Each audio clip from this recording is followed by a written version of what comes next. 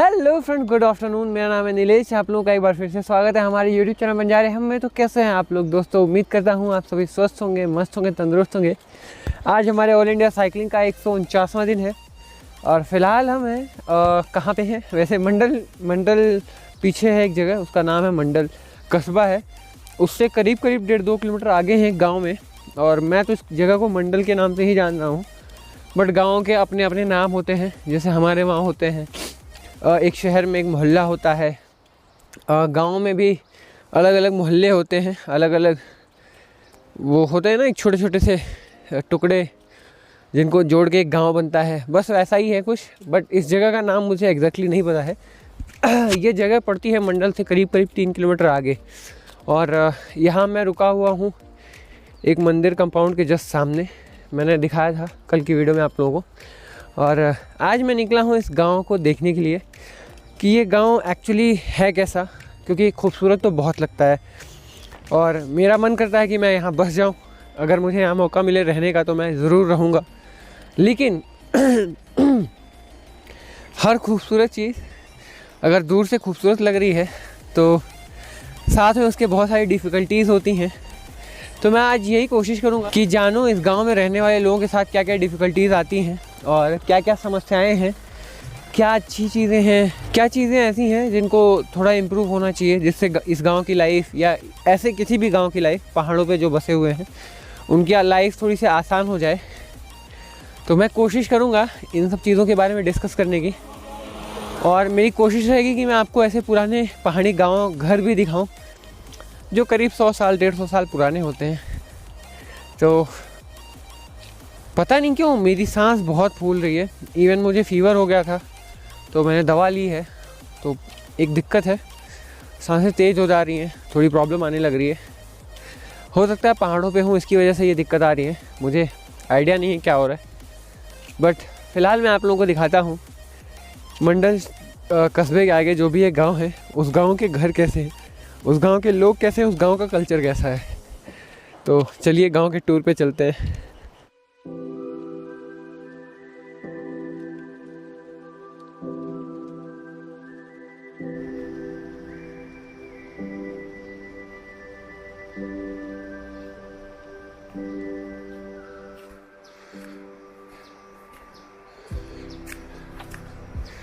सबसे पहली कठिनाई तो हमें यही देखने के लिए मिली कि इन गाँवों में जाने के लिए ये जो सीढ़ीनुमा रास्ते हैं, इन पे चलना ही कितना टफ है।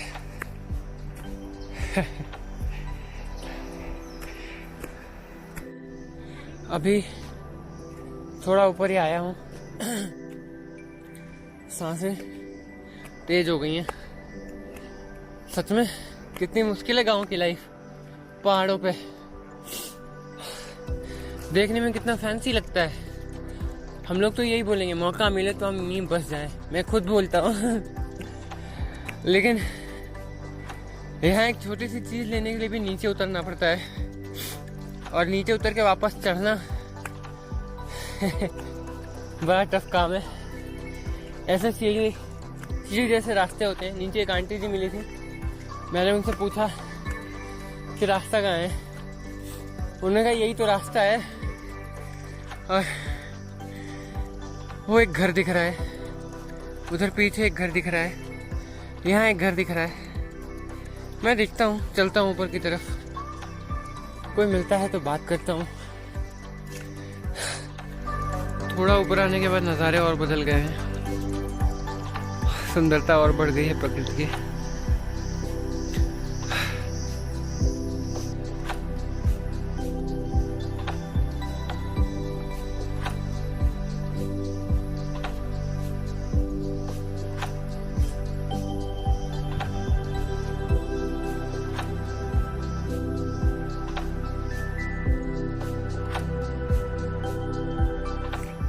और अभी हम पहुंच गए हैं गांव के मंदिर पे। सामने नज़ारा देखिए आप, ये मंदिर है और मंदिर के जस्ट सामने ये नज़ारा है। मैं यहाँ पहुँचते पहुँचते एक चीज़ तो क्लियर कर चुका हूँ अपने अंदर कि पहाड़ों की लाइफ वाकई में बहुत टफ होती है। जय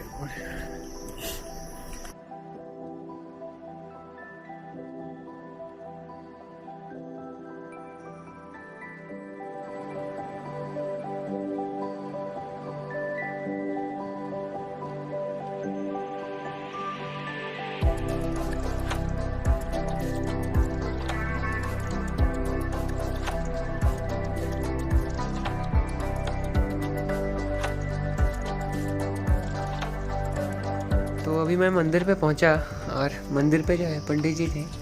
आपने मुझे चाय दिया और आपने मुझे ऑफ़र भी किया कि मैं यहाँ रह सकता हूँ, तो बहुत अच्छा लगा। थैंक यू, आपसे मिलके भी बहुत अच्छा लगा। एक्चुअली मुझे सबसे अच्छा तो यहाँ का एनवायरनमेंट लग रहा है, बहुत सुकून वाला।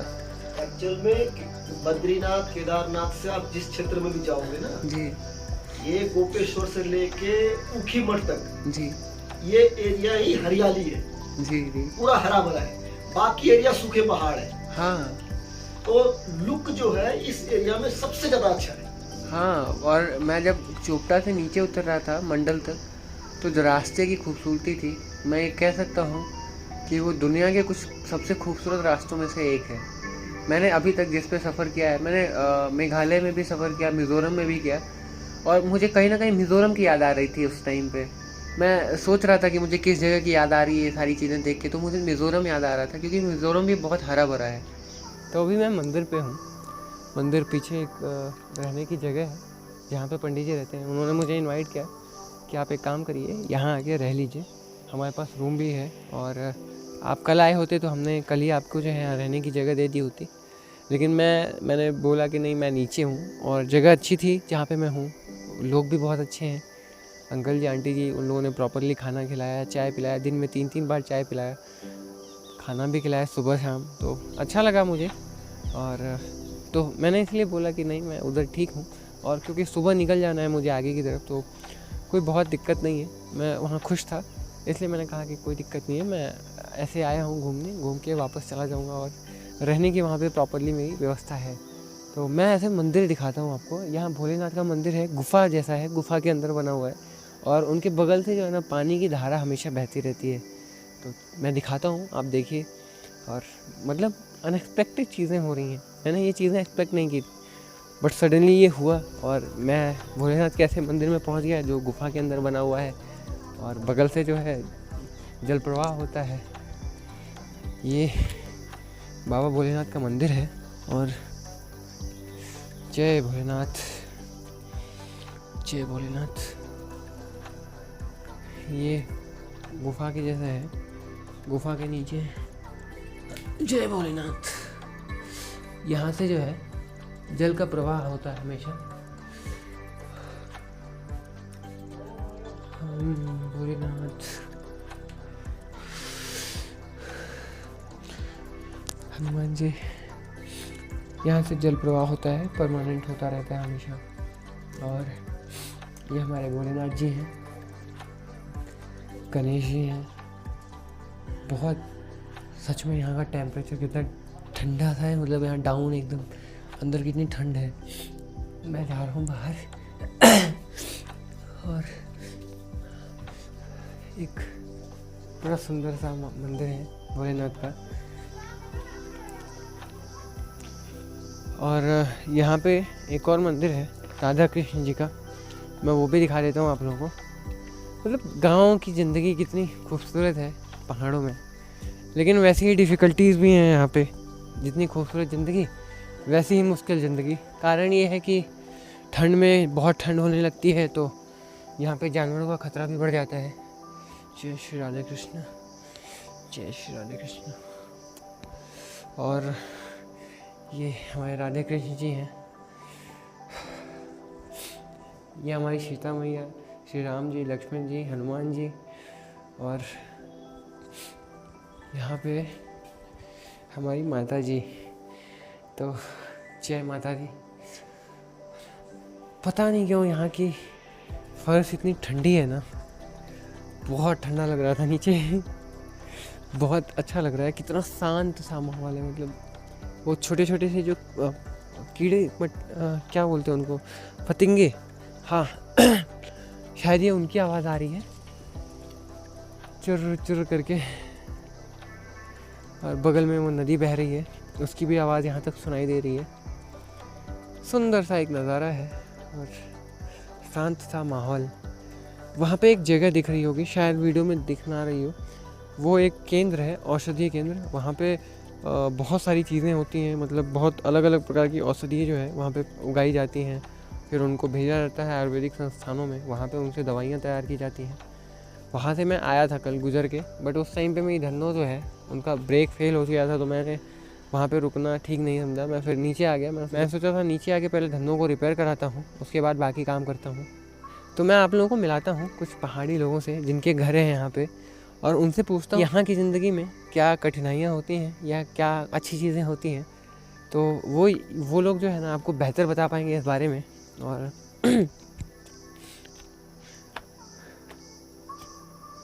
मुझे एक अंकल जी मिले हैं और वो मुझे गांव दिखाने ले जा रहे हैं। गांव में कुछ ऐसे घर दिखाएंगे जो 100-150 साल पुराने हैं। क्या क्या डिफ़िकल्टीज़ हैं गांव की लाइफ में।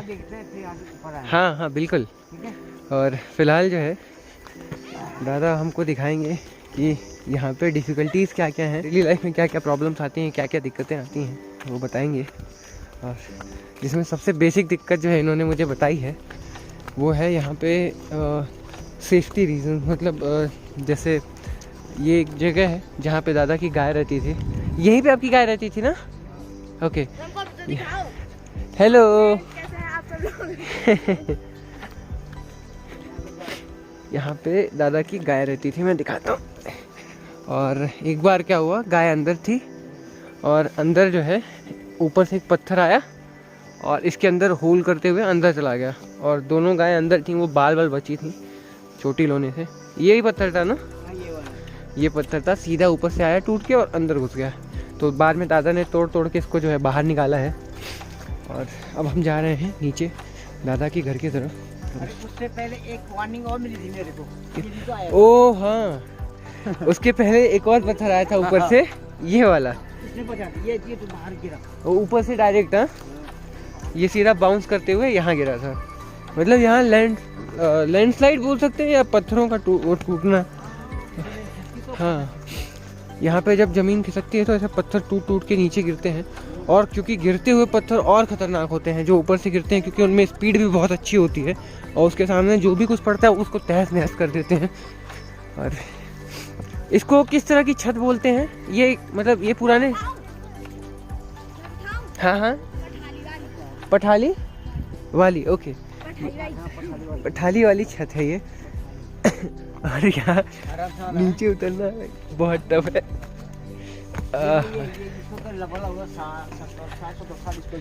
ओके, ये घर है और ये दादा का घर है। ये करीब करीब 70 साल पुराना है ना? 70 साल हो गए। अरे वाह, ये ऐसे मेरा ड्रीम था एक ऐसे घर में जाने का। लगाना ऊपर। बिल्कुल बिल्कुल, बड़ा प्यारा सा एक मकान है और कितना सुंदर लग रहा है ये। मतलब लाइफ कितनी जबरदस्त है यहाँ पे। ये क्या टेम्परेचर वगैरह मेंटेन रखने के लिए इस तरह से बनाया जाता है ना? ठंड में कब हो ठंड। हाँ, वो क्या लकड़ी है पूरा? वो लकड़ी है। अंदर भी रूम होता है? एक रूम अंदर भी। ओके, तो बड़ा सुंदर सा एक मकान है। छत दिखाता हूँ मैं आपको, ये लकड़ी की छत है, पूरी लेयरिंग है लकड़ियों की और उसमें बनाया गया है। ऐसे ही किसी घर में रहेंगे हम एक समय पे। और फिलहाल जो है निकलते हैं हम बाहर। तो हम लकी हैं कि हमें अंकल जी मिले, थैंक यू। ओके, ये आड़ू है ना? ये आड़ू है। ओके, यहाँ पे आड़ू के फल लगे हुए हैं। वैसे अभी कच्चे हैं ये।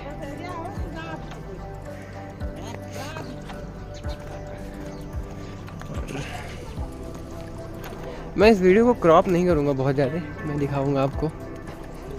ये घर है,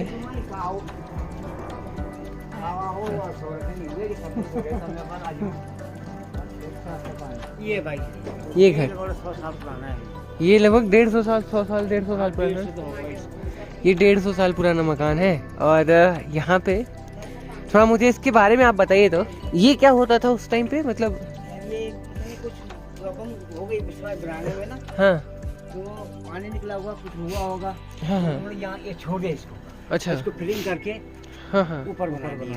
अच्छा, मतलब ये पहले नीचे बन रहा था, फिर पानी वानी आ गया तो इसको, आने हाँ। से यहाँ पर बरसात। अच्छा, तो यहाँ पे इसको छोड़ दिया गया जैसे कि तैसे, हाँ। और फिर इसके ऊपर मकान बनाए गए हैं। क्या मैं इसके ऊपर वाले मकान में जा सकता हूँ क्या? फिलहाल वहाँ खतरा है। अच्छा अच्छा, गिरने का खतरा है। वहाँ पर तो जा सकते हो, वहाँ पर। ओके, मैं दिखाता हूँ। अच्छा, ये इस गांव का सबसे पुराना मकान है। ये क्या ऊपर भी है, हाँ, साथ साथ ही बनाई है। अच्छा अच्छा, ये घर और वो घर एक साथ बने थे। इस घर की कंस्ट्रक्शन कैसे हुई थी, ये पत्थरों को जोड़ जोड़ के और ये मिट्टी की एक मसाले जैसे तैयार करके इसको बनाया गया था। अंदर से कमरा कैसा दिखता है देखिए, मैं एक बार जूम करके दिखा देता हूँ। अंदर से इस कमरे का कंस्ट्रक्शन कुछ ऐसा हुआ है, और ऊपर ये लकड़ी है, लकड़ी के ऊपर एक पत्थर की लेयर जैसा जो है परत जैसे बना दी गई है, जिससे पानी नीचे आ जाए। पानी कटने के लिए। और ये वाला मकान तो नया है, वैसे बाद में बना है। ये भी पुराना ही है। ये भी पुराना ही है। ये मतलब उतना पुराना नहीं होगा जितना पुराना ही है ना? दोनों बराबर बने हैं। अच्छा, ये बराबर बना है मकान है। जैसे ये। अच्छा, मैं ये दिखा सकता हूँ अंदर से? अरे वाह, वहाँ एक स्टूडेंट सो रखा है। ओके ओके, कोई बात नहीं, कोई बात नहीं, कोई दिक्कत नहीं। और बड़ा सुंदर सा एक कंस्ट्रक्शन है, बड़ी प्यारी। यहाँ पर चले जाओ। ओके, ये दिखा सकता हूँ ना? बिल्कुल। यहाँ पे अंदर कुछ ऐसे जो है बनाया गया है। छतें इसकी बड़ी प्यारी हैं। और क्या इसकी छत बाद में दोबारा रिपेयर की गई थी क्या? ओके, हमेशा टाइम टू टाइम रिपेयर करना पड़ता है? नहीं नहीं नहीं, हाँ। एक बार हो गया तो हो गया वो। अच्छा अच्छा, लीकेज नहीं होता, बहुत कम होता है। ओके। ये घर ऐसा है और एक बड़ा प्यारा सा माहौल है अंदर। अंदर वो जो है तारक मेहता का उल्टा चश्मा भी चल रहा है। हाँ, बहुत अच्छा लगता है, मैं खुद देखता हूँ, कभी समय मिलता है तो जरूर देखता हूँ मैं। और ये क्या बैठक जैसा है ना, कुछ ऐसा बैठने के लिए? बैठने के लिए कैसा पर ये आप खराब हो गए हैं। हाँ, वो पानी लग फूट के। हो गई। तो प्रणाम आपसे, थैंक यू, आपने दिखाया हमको घर वगैरह। चाय पानी अरे ना ना, चाय पी के आ रहे हैं हम अभी। देखो ना, मैं बनाऊंगी। अरे नहीं, कोई नहीं, अभी जस्ट पी के आ रहे हैं ना ऊपर से। Thank you. और ये खेत हैं, ये छोटे छोटे से खेत हैं जिनमें, इनमें मुझे लगता है कि वही नॉर्मल सी फसल होती होगी कि बहुत काम चलाओ जैसे। ये इसमें ये होता है ना, हाँ जैसे सवा हो गया, झमोरा, मंडवा, हाँ हाँ, गेहूँ, ओके, धान भी होता है, बस सूखा हो, मतलब धान भी होता है, हाँ। हल्का फुल्का, ऊपर ये तिरसाल से नहीं आ रही। हल्का फुल्का। तिरसाल से नहीं है। अरे अरे अरे, ये क्या गाय आपकी हैं, अंकल जी की? ओके। चराने के लिए घास। अरे वाह, नींबू का पेड़। हाँ, ये संतरे का, नींबू का। संतरे का है कि नींबू का है? संतरे से नींबू हो। संतरे का ये अरे वाह, ये संतरे का पेड़ है। और खुमानी चाहिए। ये खुमानी है? खुमानी मतलब? चूड़ी को हमारी अच्छा अच्छा, आड़ू की तरह। पकने के बाद लाल होता है। अच्छा अच्छा, उधर केला है। उधर केले का पेड़ है। मतलब ये छोटी छोटी खेती होती रहती है हाँ, थोड़ा थोड़ा अपना ऑर्गेनिक। हाँ ऑर्गेनिक है ना, हाँ, खाद का प्रयोग नहीं होता। बड़ा अच्छा है। गांव की लाइफ में यही तो एक अच्छी चीज़ रहती है कि चीज़ें थोड़ी शुद्ध मिल जाती हैं, और स्पेशली यहाँ की गांव में। ये किस चीज़ का पेड़ है? ये गुलर, तिमला बोलते हैं। तिमला। ये क्या फल कुछ खाने के काम में आता है कि बस? सब्जी। हाँ, अच्छा अच्छा, इसको अच्छा पकने के बाद खाया भी जाता है। ये एक पेड़ है, इस पे जो फल निकल रहा है, हम गूलर बोलते हैं शायद इसको, यहाँ की भाषा में तिमला। टिमला, यहाँ की भाषा में इसको टिमला बोलते हैं। और इसका जो सब्जी भी बनाया जाता है, इसको बॉईल करके हरी सब्जी तैयार की जाती है, और जब ये पक जाते हैं तो उनको खाया भी जाता है।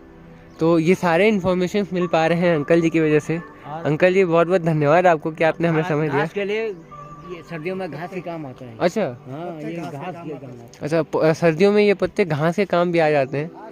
मल्टीपर्पज़ पेड़ है। हाँ? पहले जमाने में हमारे पत्तल बनते थे इसके अच्छा अच्छा, हाँ खाने के लिए शादियों में। अच्छा, यही है क्या पत्तल वाले पेड़? ये चौड़े पत्तल नहीं है। हाँ हाँ जैसे दक्षिण भारत में केले सिल के पत्तों का बनाते हैं ना, हाँ हाँ हाँ। हमारे इधर जब ये सब कुछ नहीं आता था तो इन्हीं के पत्ते बनाते हैं। अच्छा 8-10 दिन पहले हम जो है तैयार इनके तैयार करते थे। अच्छा। 2-3 पत्तल 4-5 से नहीं। तो ये भी एक नई चीज़ है। मकान जो हमारा गोबर पर साइन करा। हाँ चखना दे गोबर पर हो गया। बात हम आगो बना रहा है। क्या क्या हुई तो खाली घूमो यार तुम तो। क्या हुई हो तो? क्या हुई मतलब? एक और घर हम देखने जा रहे हैं और यहाँ भी खेती है। ऐसे छोटी छोटी खेती हो रही है, मतलब अच्छा है, ज़रूरत की चीज़ें यहाँ पे उग जाती हैं हल्की हल्की। कहीं लहसुन होगा, कहीं पर प्याज होगा, हाँ कहीं आलू होगा। ये देखो रास्ता है वो। अच्छा फिर क्यों? अच्छा, ये बाहर का कुछ ऐसा ब्रीड है कि यहाँ का पहाड़ी ब्रीड है? पहाड़ी ब्रीड है ना? ये यार हाँ।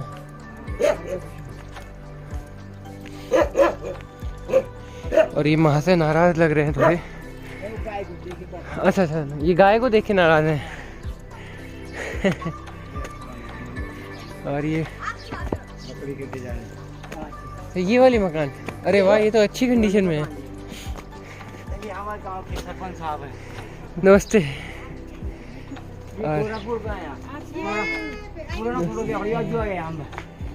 मैं रिकॉर्डिंग कर रहा हूँ, ऑन कोई दिक्कत? पुराना फोटो दिया खड़ा तो रिकॉर्डिंग का नाम बसाई मतलब। आप लोग कोई दिक्कत नहीं, नॉर्मल में थोड़ी देर के लिए। इस मकान को 100 साल से ज़्यादा हो गए। और ये 150 साल से ऊपर है। ये मकान हो गए 100 साल और ये मकान हो चुका है 150 साल पुराना। सबसे पुराना। और सबसे बड़ी चीज़ मुझे क्या लग रही है ना, यूनिक चीज़ की, ये सिंगल नहीं है, ये डबल स्टोरी। हाँ डबल स्टोरी बिल्डिंग है ये। और लेकिन सारा मिट्टी और ये पत्थरों का, लकड़ी का। ओके, ये बनाया गया है पत्थरों से, मिट्टी से और लकड़ियों से। तो ऊपर भी ये पत्थर की छमाइयाँ जैसे चद्दर डालते हैं ना ऊपर, हाँ हाँ तो ये पतले वाले पत्थर है ये पूरे। हाँ ऊपर ये अच्छा, एक बात बताइए, इन पत्थरों को तैयार किया जाता था या पत्थर ऐसे ही रहते थे? पत्थर तो इसी साइड उसके होते हैं। हाँ हाँ परतदार पर्वत बोलते हैं जिनको। हाँ हाँ परतदार। हाँ तो उससे कोई जो आर्किटेक्ट बोलो हाँ हाँ या शिल्पी लोग हाँ वो तराशते थे उसको ठीक लोकल में चौकोर, हाँ। तो उसको इस तरह से सूट पर फिट किया। अच्छा अच्छा, तो देखो ये सबसे हर पुराने मकान पर ये फ्रंट लाइन में हाँ हाँ। गेट एंट्रेंस के लिए गणेश जी है बने हुए, अरे वाह, सारे लकड़ी के हैं। ये रिच ये बिम है, ये रिच लकड़ी का है ये। ये लकड़ी की एक बीम है। देखो कितना लंबा है, कितने ताकतवर लोग हैं। ये यहाँ पर से और यहाँ पर तक एक पूरा एक बीम पे जो है पूरी बिल्डिंग। हाँ, ये लकड़ी के बीम हुआ करते थे उस टाइम पे, और एक ही बीम ने जो है पूरा संभाल रखा है पूरा लोड। तो ये वैसे लकड़ी कौन सी होंगे उस टाइम के? अब उस टाइम ये तो क्या बताएं, जैसे इमारती लकड़ी होती है यहाँ थुनेर थुमेर थुनेर थुनेर थुनेर थुनेर होता है, देवदार टाइप का एक उसी प्रजाति का, रागा बोला या चुल्दी बोलो, हाँ हाँ। ऐसी मजबूत लकड़ियाँ होती हैं। अरे वाह, और यहाँ पे ये एंट्रेंस है, एंट्रेंस पे जो है अपर स्टोरी श्री गणेश जी जो है विराजमान है। ये और हर पुरानी मकान में मिले। हाँ, जितने भी पुरानी मकान यहाँ पे हैं, डबल स्टोरी, हाँ डबल स्टोरी, डबल स्टोरी का है। हाँ हाँ। सिंगल भी है, डबल हो। अरे वाह, यहाँ दोनों तरफ से सीढ़ियाँ है क्या? ये सीढ़ी गई ना, हाँ। एक इस तरफ के कमरे को गई तो इस तरफ के कमरों को गई। अरे वाह, बड़ा सुंदर सा मकान है। लेकिन ये ये देखो उस समय कितने अच्छे कलाकार थे लोग। सच में कितनी बारीक कलाकारी की गई है इस पे। मैं दिल खुश हो गया मेरा ये देख के। और यहाँ पे भी कलाकारी की गई है। और पहले हाँ ये गेट कीपर। हाँ हाँ, ये तो बंदूक लेके खड़े हैं, पूरे एकदम तैनात हैं।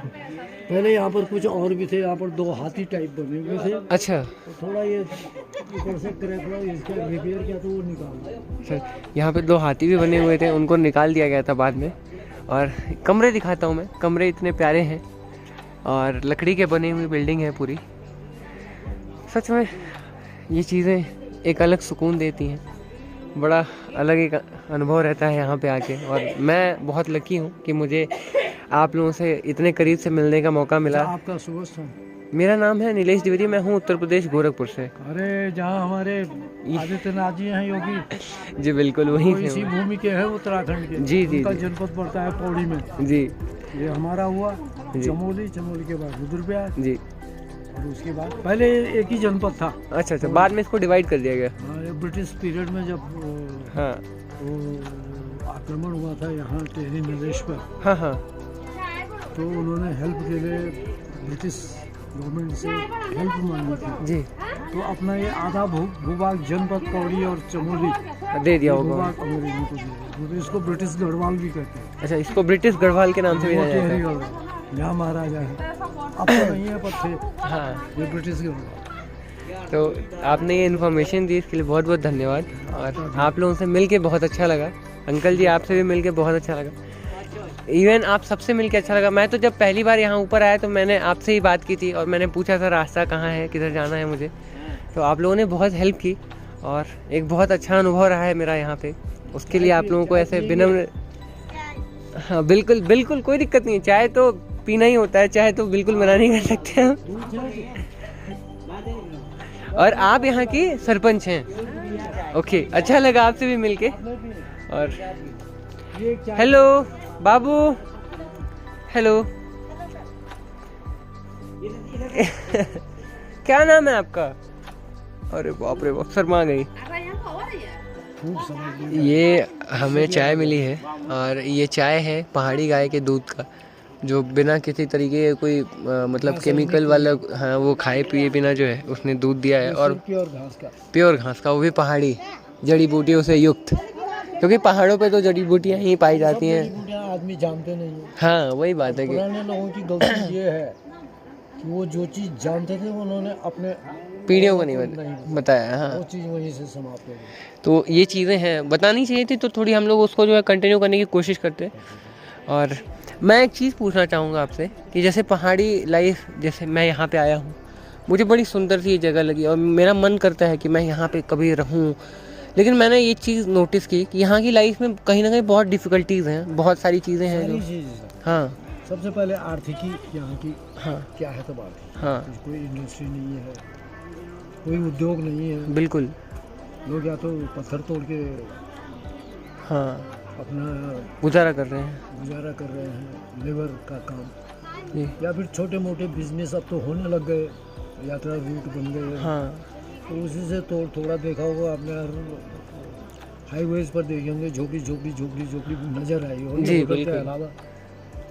तो इसी तरह से अपना गुजारा कर थोड़ा वही टूरिज्म पे थोड़ा सा फोकस हुआ है, तो थोड़ा उत्तराखंड कुछ डेवलप हुआ है। अब आपने देखे हो, लेकिन महंगाई भी आपने केदारनाथ में देखी। जी बिल्कुल नहीं, वो तो देखिए, मैं तो इस चीज़ को जायज़ मानता हूँ, क्योंकि जहाँ खुद चल के जाना थोड़ा सा इतना कठिन है, वहाँ पे उन चीज़ों को ले जाके बेचना, ये एक बड़ी टेढ़ी खीर है। वही, ऊपर से उनको 2 महीने 3 महीने 4 महीने के अंदर जो इतना कमाना है कि उनके परिवार जो है पूरे 12 महीने पल पाएँ। तो मुझे लगा कि कहीं ना कहीं वो जायज़ है। जायज़ है। क्योंकि जो सिलेंडर हम लोग नीचे पाते हैं 1200 का 1300 का, वहाँ वो जाके हो जाता है 3000 रुपये का। तो वो जो चाय हम पी रहे हैं यहाँ पे 40 रुपये 45 रुपये किलो चीनी के हिसाब से, वहाँ 1 किलो चीनी पहुँचाने का खर्चा करीब करीब हो जाता है 35 रुपये 40 रुपये। तो वो 40 मतलब जो 40 का चीनी यहाँ है वहाँ 80 का हो जाएगा। तो चीज़ें कहीं ना कहीं महंगी होती हैं, तो वो मुझे लगता है कि वो जायज़ है। और उनकी लाइफ यही है, उनका वो इसी पे डिपेंड है कि 2 महीने 3 महीने में इतना कमाना है कि मुझे जो है अपना परिवार साल भर जिंदा रखना है, चल पाए। हाँ, तो मैं उस चीज़ को जायज़ मानता हूँ और मैं उत्तराखंड को इस मामले में जो है बहुत अच्छी रेटिंग देता हूँ, क्योंकि चीज़ें बहुत अच्छी हैं, वेल मैनेज्ड हैं और चीज़ें बहुत तरीके से चल रही हैं। मुझे कहीं ना कहीं बहुत अच्छा लगा ये देख के, और ऐसे ही उत्तराखंड आगे बढ़ते रहे। बस एक चीज़ मुझे अच्छी लगी है कि आप लोगों ने यहाँ की हरियाली को बचा के रखा, अपनी परंपरा को बचा के रखा, बहुत सारी चीज़ें बचा के रखी हैं आपने, और ऐसे ही बची रहें तो बहुत अच्छा रहेगा। और मैं हमेशा कहता हूँ कि बाकी राज्यों को भी सीखना चाहिए उत्तराखंड से, कि उत्तराखंड ने जो है अपनी हरियाली की वजह से आज ये मुकाम हासिल किया है देश में। तो हम भी अपने अगर अगल बगल अपने परिवेश को हरा भरा कर दें तो थोड़ा बेहतर होगा। एक दूसरी बात यहाँ की प्रमुखता ये है उसमें कि आपके पड़ोसी आपको जानते नहीं। जी मैं यहाँ से कितने दूर का हूँ, या हमारा गांव वहाँ कितने दूर वहाँ, जी। हम एक बेटे की दाल भात खाते हैं पूरा पूरा, सब प्रेम से रहते हैं। जी ऐसा कुछ नहीं है। ऐसा ऐसा नहीं होगा कि जब हमारे सामूहिक शादी ब्याह होते हैं ना, जी जी तो हमारे 9 गाँव में, इस जी। एरिया में जहाँ से वो आखिरी गांव आपको दिखाई दे रहा है, जी जी तो 9 गाँवों के आदमी उपस्थित होंगे, जी। हर परिवार से एक आदमी। ये कंपलसरी रहता है कि इकट्ठा होना होता है? नहीं, ये पहले से चलता रहता है और ये rituals हैं परंपरा अभी चलती ही है आई हो। बस।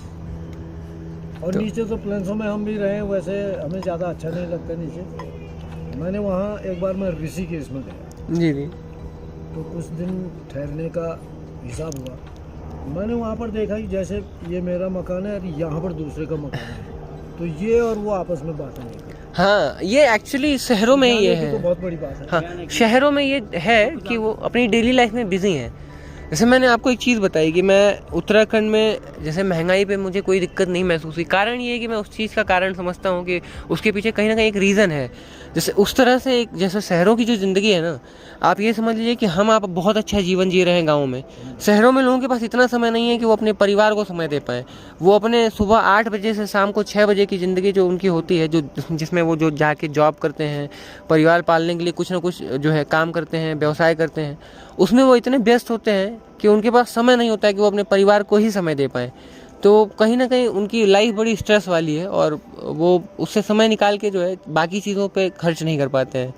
उनके पास एक दिन हफ्ते में समय बचता है रविवार का, और वो दिन वो अपने परिवार को देने के लिए कोशिश करते हैं, वो बाकियों को नहीं दे पाते। तो मैं आप रुके कहाँ पर? बिल्कुल, मैं यहाँ पीछे रामलीला मैदान है वहाँ पे रुका हुआ हूँ। टेंट, हाँ, टिन सेट बना। वहाँ पे एक अंकल जी है ना, उनका नाम केदारनाथ जी है। तो उन्होंने जो है मुझे खाना खिलाया, कल सुबह भी खाना खिलाया, फिर शाम को भी खिलाया और आज भी खिलाया है। तो ये सारी चीज़ें हैं। चाय भी दिन भर में कई बार पिलाया उन्होंने। तो उन्होंने यहाँ तक भी कहा कि आपको बाहर ठंड लग जाएगी, एक काम करिए आप हमारे साथ आ जाइए, रूम में सो जाइए, कोई दिक्कत नहीं है। तो अच्छे लोग हैं और बहुत अच्छी हॉस्पिटैलिटी दिखाई उन्होंने। नहीं, ऐसा नहीं है। मैं 9 राज्य घूम के आ चुका हूँ और 9 राज्यों में ऐसे बहुत से दिन रहे होंगे। मैं 150 दिन हो गए मुझे ट्रैवल करते हुए, और मैं ये कह सकता हूँ कि 70 दिन ऐसे बीते होंगे जिसमें मैं किसी परिवार के साथ उनके घर पे रहा हूँ। और उत्तराखंड में नहीं, उत्तर प्रदेश से निकला था, बिहार, बंगाल, आसाम, मेघालय, मिज़ोरम, मणिपुर, त्रिपुरा, अरुणाचल, अभी उत्तराखंड है। इन राज्यों में मैं लोगों के घर पे रहा हूँ, लोगों ने अपने बच्चों के जैसा प्यार दिया है। तो मैंने कहा ना कि आप जब निकलेंगे तो आपकी एक मानसिकता तो ज़रूर बदल जाएगी कि लोग बड़े प्यारे हैं अपने देश में, अपने देश के हर कोने में आप जाइए, लोग आपको समय देंगे, आपसे बातें करेंगे और आपसे आपका अनुभव पूछेंगे ज़रूर। और शहरों में मैं लोगों से शिकायत नहीं रखता हूँ, क्योंकि मैं समझता हूँ कि वो अपनी डेली लाइफ में बिजी हैं, उनसे कोई शिकायत नहीं रहती है मुझे।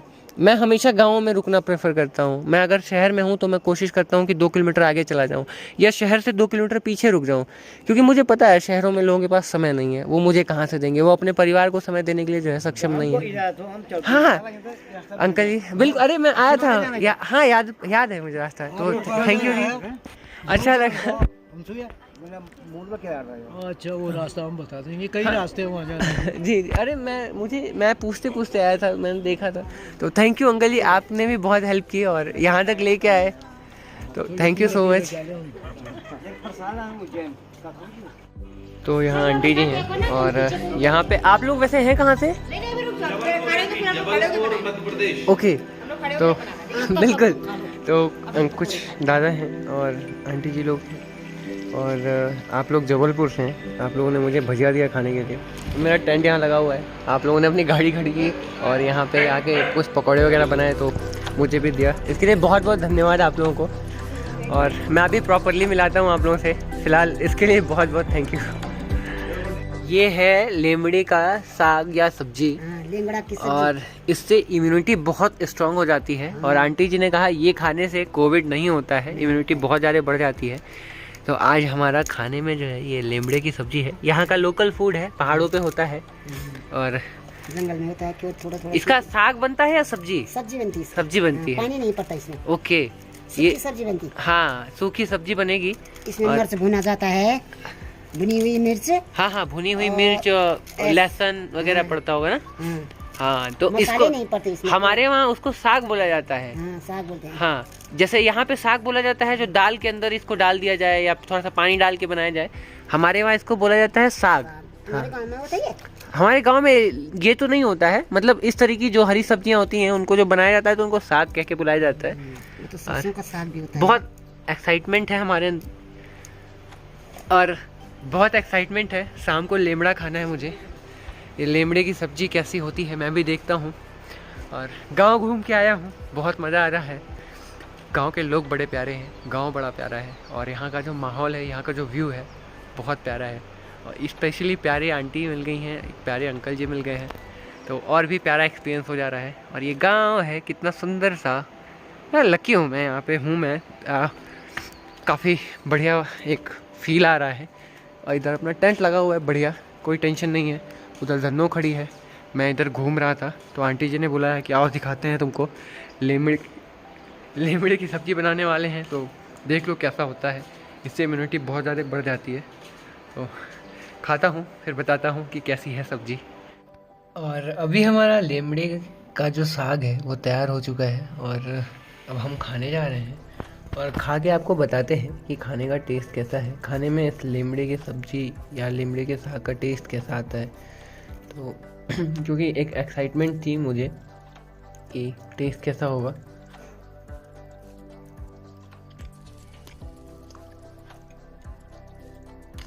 मस्त है, वाकई में बहुत टेस्टी है। एक और पहाड़ी डिश जो मैंने ट्राई किया, जो मैंने टेस्ट किया, इससे पहले मैंने दार्जिलिंग में एक पहाड़ी डिश ट्राई किया था। वो लौकी के जैसा छोटा छोटा था, उसमें कांटे कांटे जैसे बने रहते थे, वो भी बहुत टेस्टी था।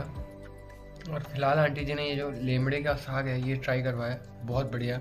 और अभी मेरे साथ एक छोटे भैया हैं, भैया का नाम है अभिषेक। तो हेलो अभिषेक भैया, हाय। शर्मा रहे हैं एक्चुअली। और ये भैया जी जो है आंटी जी के बेटे हैं। तो मैं इनसे मिला था जब मैं आया था उसी दिन, और अक्सर मैं सोचा कि मैं मिलवाऊँ, बट ये अपने स्कूल टाइम में बिज़ी रहते हैं, तो फिर स्कूल से आते हैं थोड़ा होमवर्क वगैरह करने लगते हैं, तो मैं उस टाइम पे मिलवा नहीं पा रहा था। तो अब मुझे कल निकलना है, तो मैंने सोचा एक बार जो है जाने से पहले आप लोगों से मिलवाता हूँ।